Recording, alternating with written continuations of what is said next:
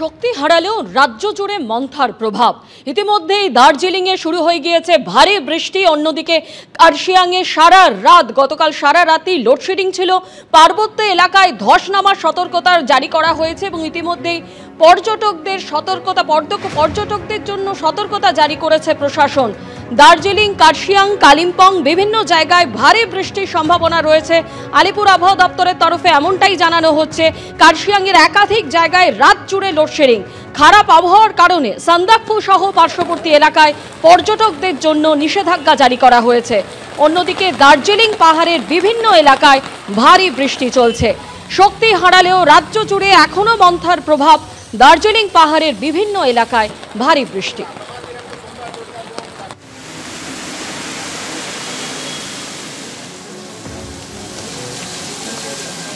শক্তি হারালেও রাজ্য জুড়ে এখনো মন্থার প্রভাব। দার্জিলিং পাহাড়ে বিভিন্ন এলাকায় ভারী বৃষ্টি। কার্শিয়াংয়ের একাধিক এলাকায় রাত জুড়ে লোডশেডিং। অন্যদিকে ধসের আশঙ্কা রয়েছে একাধিক পার্বত্য এলাকায়। মালদা, উত্তর দিনাজপুর ও দার্জিলিং, কালিম্পং ও জলপাইগুড়িতেও ভারী বৃষ্টির সম্ভাবনা। ইতিমধ্যেই দার্জিলিং পাহাড়ের বিভিন্ন এলাকায় চলছে ভারী বৃষ্টি।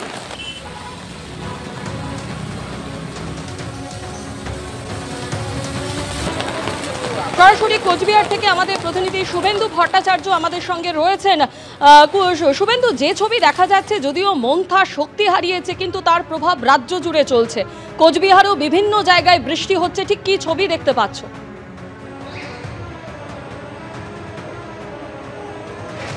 দেখো, কোচবিহারে কিন্তু গতকাল থেকে যে বৃষ্টি শুরু হয়েছিল, ঝিরঝির বা কখনো কখনো ভারী বৃষ্টি, এবং সেই মতো কিন্তু এখনও চলছে।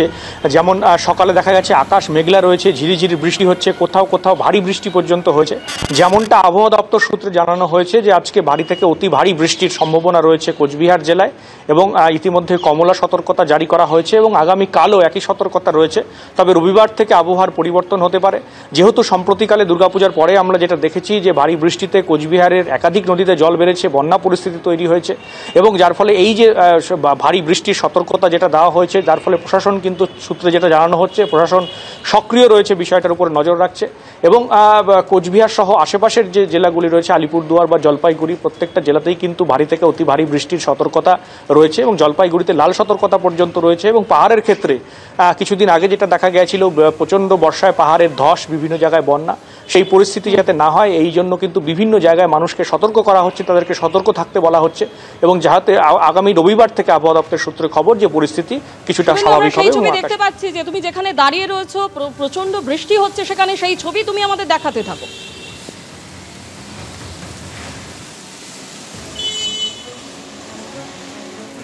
রাজ্য জুড়ে মন্থার প্রভাব কিন্তু এখনো রয়েছে। গতকালও কিন্তু দফায় দফায় দক্ষিণবঙ্গে মাঝারি থেকে হালকা বৃষ্টি হয়েছে কোথাও কোথাও। তার পাশাপাশি উত্তরবঙ্গের জন্য কিন্তু সতর্কবার্তা ইতিমধ্যেই রয়েছে। কি বলছে আলিপুর আবহাওয়া দপ্তর, কেমন যাবে উইকেন্ড, শনি রবিবার, এবং উত্তরবঙ্গের মূলত কেমন থাকবে পরিস্থিতি? ব্রতদীপ ভট্টাচার্য সরাসরি আমাদের সঙ্গে। ব্রতদীপ, দেখো, আজকেও কিন্তু দিনভর বৃষ্টির পূর্বাভাস রয়েছে। দক্ষিণবঙ্গে বিক্ষিপ্তভাবে হালকা থেকে মাঝারি বৃষ্টির পূর্বাভাস রয়েছে, এবং যে পশ্চিমের জেলাগুলি রয়েছে সেখানে কিন্তু ভারী বৃষ্টির পূর্বাভাস। যেমন পুরুলিয়া, বীরভূম, পূর্ব পশ্চিম বর্ধমান এবং মুর্শিদাবাদ, এই সমস্ত জেলাগুলিতে আজকে পর্যন্ত ভারী বৃষ্টির পূর্বাভাস রয়েছে, বজ্র বিদ্যুৎ সহ বৃষ্টি। এবং অন্যান্য জেলাগুলিতেও বিক্ষিপ্তভাবে বৃষ্টির পূর্বাভাস রয়েছে। কলকাতায় সকাল থেকেই মেঘাচ্ছন্ন আকাশ থাকবে, এমনটাই পূর্বাভাস দিয়েছিল আলিপুর আবহাওয়া দপ্তর। কিন্তু গতকালও যেমন আমরা দেখেছি, বেলা বাড়ার সঙ্গে সঙ্গেই সাদা মেঘ আস্তে আস্তে কালো মেঘে ঢেকে যেতে থাকে, এবং তারপরেই মুষলধারে বৃষ্টি। আজকেও কিন্তু তেমন হওয়ার সম্ভাবনা রয়েছে, কারণ আলিপুর আবহাওয়া দপ্তরের যেটা পূর্বাভাস, যে কলকাতায় দিনভর এরকম মেঘলা আকাশ থাকলেও বিক্ষিপ্তভাবে বৃষ্টির একটা পূর্বাভাস দিয়েছেন তারা। এবং তার পাশাপাশি তোমায় জানাই উত্তরবঙ্গের কথা, কিছুক্ষণ আগেও যেমন আমার সহকর্মী জানাচ্ছিল, উত্তরবঙ্গে কিন্তু আগামীকাল পর্যন্ত বৃষ্টির পূর্বাভাস রয়েছে। আজকে ভারী থেকে অতি ভারী বৃষ্টির পূর্বাভাস দার্জিলিং, কালিম্পং, জলপাইগুড়ি, উত্তর দিনাজপুর, এই সমস্ত জেলাগুলিতে, এবং একই সঙ্গে মালদা এবং দক্ষিণ দিনাজপুর, এখানে ভারী বৃষ্টির পূর্বাভাস রয়েছে। অর্থাৎ বুঝতেই পারছো, আলিপুরদুয়ার, কোচবিহার, এখানেও অতি ভারী বৃষ্টির পূর্বাভাস রয়েছে। এবং একই সঙ্গে সতর্কতা জারি করেছে আলিপুর আবহাওয়া দপ্তর, কমলা সতর্কতা জারি করা হয়েছে। অর্থাৎ পার্বত্য এলাকায় আলিপুর আবহাওয়া দপ্তর যে সতর্কতা, পার্বত্য এলাকায় ধস নামতে পারে, এবং পাহাড়ে বিশেষ করে যেখানে ভারী থেকে অতি ভারী বৃষ্টি হওয়ার পূর্বাভাস দিয়েছে তারা, সেখানে রাস্তায় গাড়ি চালালে সেখানে অত্যন্ত সাবধানে চালাতে চালানোর সতর্কতা দিয়েছে, কারণ দৃশ্যমানতা খুবই কমে যাওয়ার আশঙ্কা রয়েছে। এমতো পরিস্থিতিতে এই দুর্যোগপূর্ণ পরিস্থিতি আগামীকাল পর্যন্ত উত্তরবঙ্গে চলবে।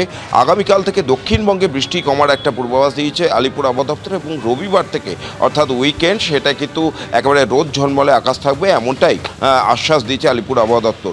কিন্তু উত্তরবঙ্গের ক্ষেত্রে রবিবার বৃষ্টি কমার আশঙ্কা, সেই ক্ষেত্রে সোমবার থেকে হয়তো আবহাওয়া একেবারে পরিষ্কার হতে পারে, আকাশ পরিষ্কার হতে পারে। সব মিলিয়ে এই দুর্যোগপূর্ণ আবহাওয়া তো রয়েছে, কিন্তু এর মধ্যেই একটা স্বস্তির খবর যে ছত্তিশগড়ের ওপর যে সুস্পষ্ট নিম্নচাপ ছিল সেটা আস্তে আস্তে দুর্বল হচ্ছে। অর্থাৎ তাই যদি হয় তাহলে কিন্তু আগামী কয়েকদিনের মধ্যে আবহাওয়ার উন্নতি হবে, এবং গত কয়েকদিন ধরে এই বৃষ্টির যে লম্বা স্পেল তার থেকে হয়তো এবার কিছুটা হলেও পিছু ছাড়াতে পারবে রাজ্যের মানুষ। সুমিতা, ব্রতদীপ, ধন্যবাদ।